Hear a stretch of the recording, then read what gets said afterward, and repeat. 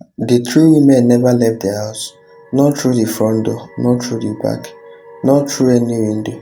And yet, when the sun came up on June 7, 1992, they were gone, vanished as if the house had swallowed them whole. Their cars were in the driveway, their purses were inside, their cigarettes were still burning in an ashtray. One bed looked like it had been slept in, the other bed looked like it had never been touched. And later, I will tell you about the phone call that made the lead detective cry. But first, the shock. The last person to see them alive was a cemetery worker. At 2 o'clock a.m., he saw the porch light flick on and off. Then he saw a man standing in the driveway, not moving. He thought nothing of it. 24 hours later, a friend named Janelle entered the house. She found everything perfectly normal. Coffee cups on the table, clothes folded on a chair, a note of the counter that read, "Susie called." The only thing wrong, the front door was unlocked, and all the three women had simply stopped existing. Let me introduce you to the three women. Shira Levite was 47 years old, a single mother, a hairdresser with a sharp sense of humor and a protective streak.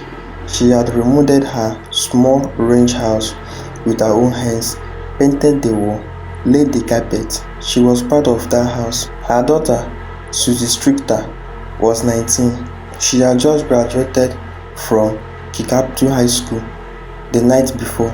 Her whole life was ahead of her. She wanted to be a dental hygienist. She had a boyfriend named Dustin. She had an ex-boyfriend with a violent temper. And then there was Stacy McCall. She was 18, Susie's best friend. They had celebrated graduation together, gone to a party, then decided to crash at Shirel's house instead of driving all the way home. On the night of June 6, 1992, the three of them were together in that small house. At first, it didn't seem like a big deal. The graduation party was at a friend's house near Battlefield Mall. Dozens of teenagers, loud music, cheap beer. Susie and Stacy left around 1:30 a.m. They told friends they were tired. They were going to Shirel's house to sleep. A friend named Janelle Kiba offered to let them stay at her place instead. They said no, they were already on their way. Janelle later said, "I wish I had forced them to come with me because at 2 o'clock a.m. something happened inside 1717 East the Mall that no one has ever explained." The next morning, June 7, Janelle drove to Shirel's house to pick up Susie and Stacy. They were supposed to go to a water park together. She knocked on the front door, no answer. The door was unlocked. She pushed it open. Everything was normal, too normal. The television was on.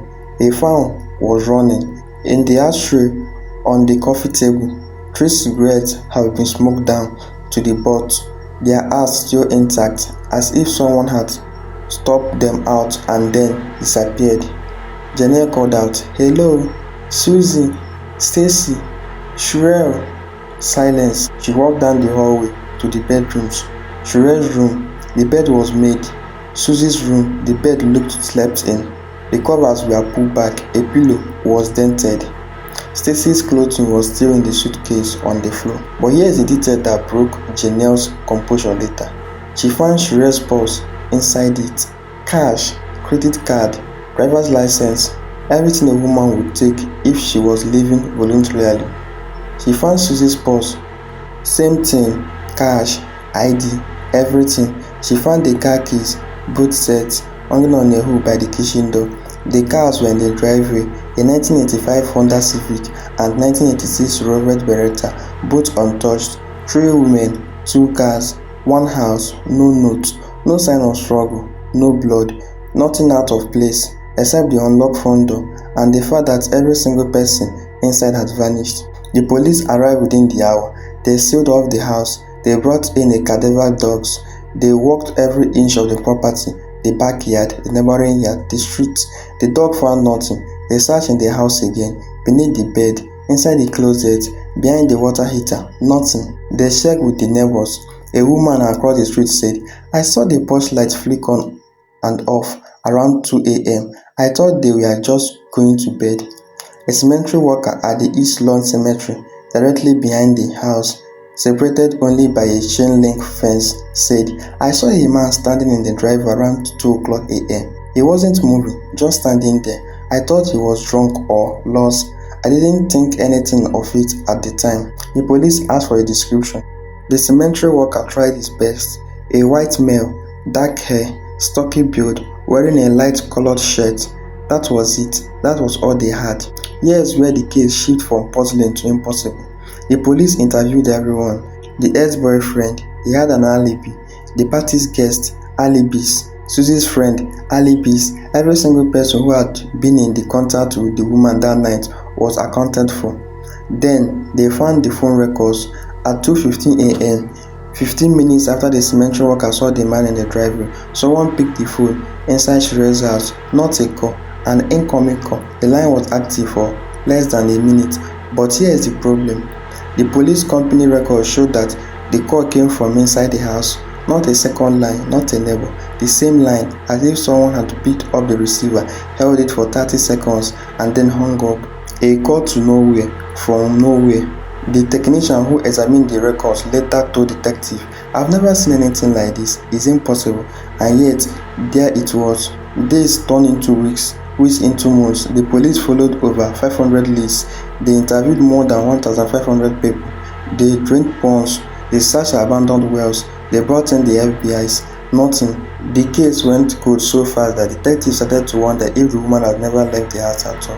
In 1993, a psychic came forward. She claimed to have a vision. The woman was buried in the foundation of a nearby hospital under construction. The police obtained the warrant. They dug. They found nothing but death and graveyard. In 2004, a convicted murderer named Robert Greencock, who was in Florida prison for an unlimited crime, claimed he had information about the case. He said he knew who did it. He said the bodies would never be found. He refused to name names unless he got a deal. The deal never happened. Cook died in 2019. He took whatever he knew to the grave. Now, let me walk you through the theories. These are not speculations. These are the actual hypotheses that law enforcement has considered. Theory 1. The ex-boyfriend. Susie has broken up with a young man named Dustin Reckler a few months before graduation. Friends described Dustin as jealous and unpredictable. He had allegedly threatened Susie in the past, but Dustin passed a polygraph test. He had multiple witnesses placing him at his parents' house all night, and there was no physical evidence linking him to the crime. Theory 2. The cemetery worker. The man who reported seeing the figure in the driveway. Some investigators later wondered if he was the figure himself. His story changed slightly over the years, but he too passed a polygraph, and a search of his house and vehicle turned up nothing. Theory 3. The serious connection. Between 1990 and 1994, a serial killer named Gerard Kemham was active in the Springfield area. He had already murdered a 21-year-old woman named Jackie Jones in 1985. He was convicted in 1992, the same year the woman vanished. Garrett was a drifter. He knew the city. He had a history of breaking into homes, but he was in custody at the time of the disappearance. He couldn't have done it. Theory 4. The worst one. This theory is the one that keeps retired detective awake at night. Shirley Levitt was a hairdresser. She had clients. One of them, a man, had become obsessed with her. He followed her home. He learned her schedule, and on the night of June 6, he vanished until the woman was asleep. He entered through the unlocked back door. The dogs didn't bark because he was familiar. He subdued all three women, somehow, without leaving any evidence, without waking the neighbors, without a single drop of blood, and then forced them out of the house. But here is the problem. With that theory, where are the bodies? The cadaver dogs could have hit on something if they had carried through the yard. The cemetery worker could have seen them. The neighbors could have heard something, unless the killer didn't use the yard, unless the killer used the house itself. The basement theory. This one is dark, and I mean that literally. The house at 1717 East Dema had a basement.